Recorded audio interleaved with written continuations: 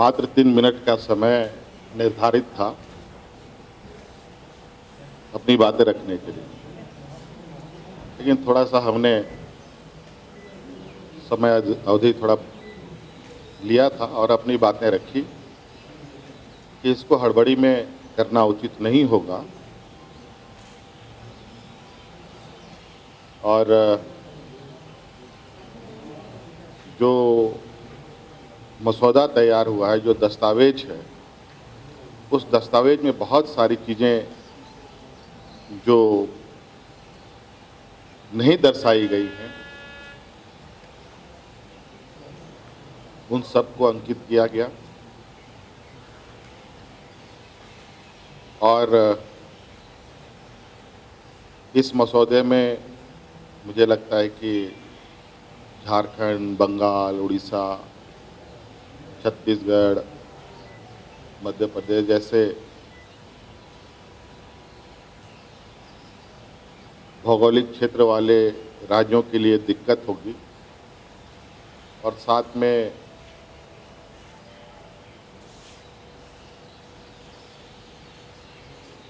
जो देश की सामाजिक व्यवस्था है, जहां आदिवासी, दलित, पिछड़ा, जिनकी संख्या लगभग 70 से 80% है,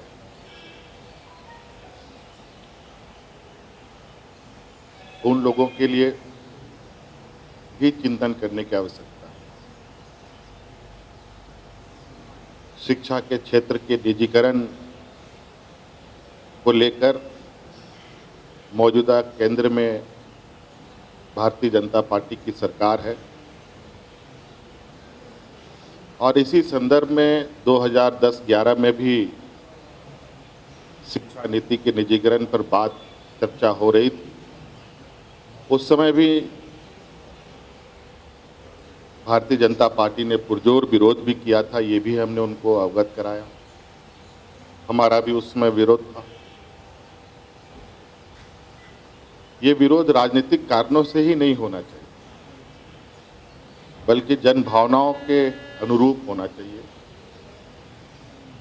आज इन सब चीज़ों को ध्यान में रखना आवश्यक है। आज धन संग्रह के सबसे अधिक व्यवस्थाएं केंद्र सरकार के पास है। राज्य सरकार नाम मात्र का धन संग्रह करने की शक्तियां प्राप्त राज्य सरकारों को है।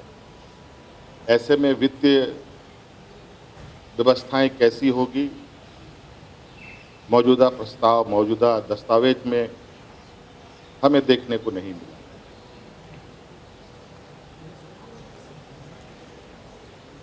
आज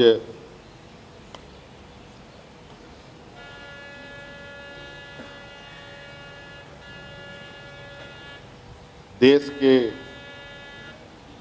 50% से अधिक बच्चे सरकारी स्कूलों में, कॉलेजों में पढ़ते हैं और निजीकरण को लेकर जब केंद्र सरकार आगे बढ़ रही है तो मौजूदा सरकारी व्यवस्था जो चल रही है, इस विषय पर भी चिंतन होना चाहिए। कुल मिलाकर के हमने मौजूदा तैयार हुई नई शिक्षा नीति 2020 के लिए, क्योंकि इसका प्रभाव दूरगामी होता है, कुछ महत्वपूर्ण बिंदु अगर छूट जाएं तो भारी नुकसान होने की संभावना है। इस तरीके से सभी बातें हमने रख दी हैं और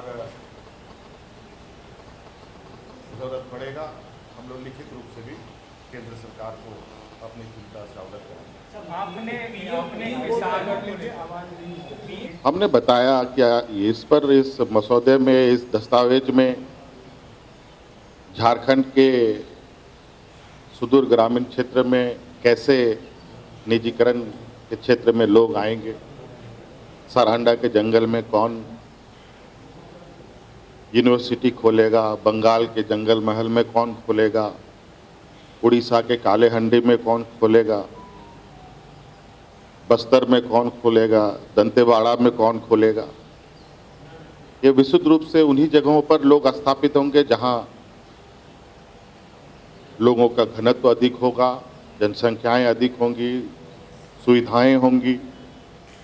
महानगरों में ये खुलेंगे।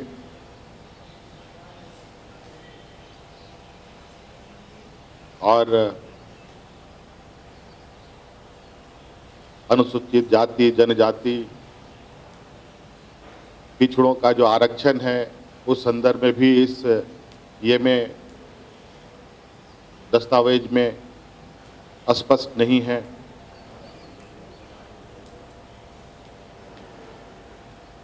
और साथ में शिक्षा का बिल्कुल पैरेलली साथ साथ चलने वाला एक विषय है वो रोजगार। उस रोजगार का भी कोई जिक्र मौजूदा दस्तावेज में नहीं है। अगर किसी शिक्षा से रोजगार का मार्ग प्रशस्त नहीं होता हो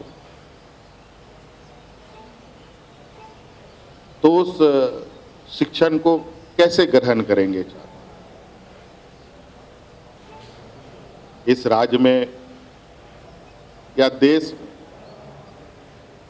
गरीब गुरबा, किसान, मजदूर, आदिवासी, दलित पढ़ाई से अधिक अपनी पेट की चिंता भी इनको होती है। और आज के दिन में जिस तरीके से बहुत हिम्मत जुटा करके शिक्षा की क्षेत्र की सीढ़ियों पर चढ़ाई चढ़ रहे हैं, निजीकरण करने से उनकी इस हिम्मत या वो सीढ़ी छीनने के बराबर जाता होगा। इसलिए कुल मिलाकर के हमने अपनी आशंकाएं जता दी हैं और आगे सरकार के जो इम्प्लीमेंट करने की जो व्यवस्थाएं हैं उस पर हमारी नज़र रहेगी।